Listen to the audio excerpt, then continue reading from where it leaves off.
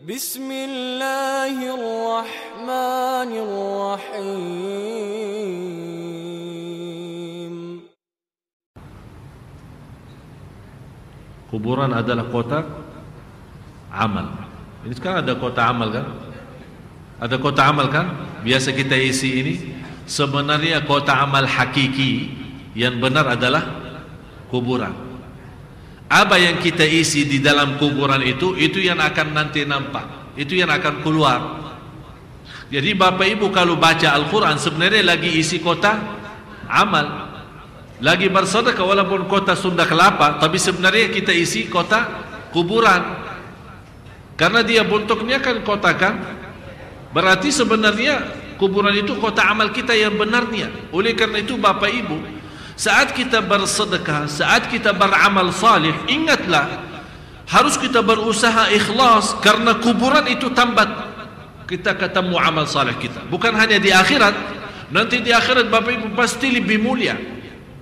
Jadi kita ingat, dunia ini Bapak Ibu jangan harap balasan dari Allah. Orang berbuat amal salih, Allah melipat ganda 10 kali lipat kan?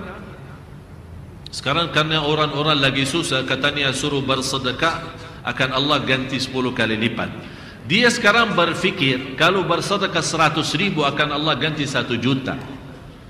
Walaupun betul Allah ganti 1 juta, tapi itu Bapak Ibu bukan namanya balasan pahala dari Allah. Itu namanya berkah keikhlasan taat kita. Pahalanya kapan? Kapan dibalas? Nanti di alam kubur kita dapat cahaya amal salih kita yang menari kehidupan kita. Nanti di hari akhirat Allah balas. Jadi kita nanti sendiri akan melihat dengan mata kita sendiri sejauh mana amal salih kita dilipat ganda oleh Allah. Malah ada orang datang, ya Allah, Allah tunjukkan, ini amalmu. Dia lihat seperti tinggi gunung-gunung. Ya Allah, saya tidak pernah berlaku seperti ini. Saya tahu diri memang beramal salih, tapi tidak sebanyak ini.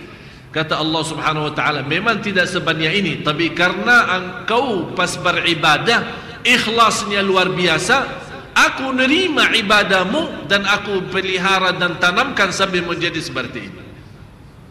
Itu semuanya berkah ibadah kita. Berarti Bapak Ibu, kalau dapat rizki yang berkah karena kita taat, kalau kita dapat jodoh yang baik karena kita taat, kalau kita dapat usaha yang lancar karena kita taat, ini semuanya namanya berkah taat kita.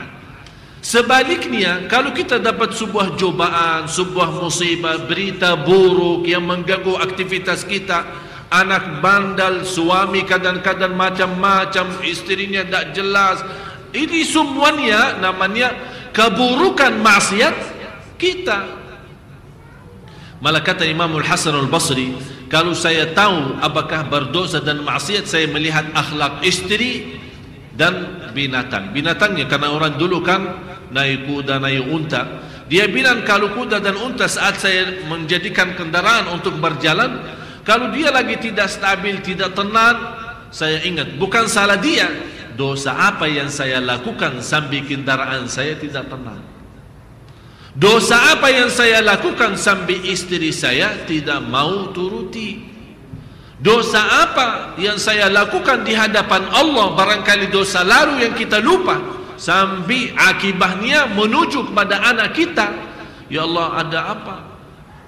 Sekarang kita kadang-kadang suka salahin anak kita, anak nakal, anak bodoh, anak bermacam-macam. Ibu sudah capek, bapaknya sudah capek, kamu masih begini mulu. Tapi sebenarnya yang membuat dia, yang seharusnya kita sebelum melemparkan kesalahan kepada seorang, harus kita tanya diri, ya Allah, dosa apa yang saya lakukan sampai anak saya seperti ini? Kalau masih kita ingat dosa itu, berarti kita segera bertaubat. Kalau kita lupa dosa berlaku kita, tetap juga beristighfar dan taubat. Ya Allah, jangan menjadi bandal anak saya dan nakalnya anak saya akibatnya dosa lalu saya. Jadi sebenarnya berita yang luar biasa bagi kita adalah faman zuhziha, yang dijauhkan oleh Allah dari neraka dan dimasukkan dalam surga. Itu baru kabar gembira. Itu baru khabar baik bagi kita semua.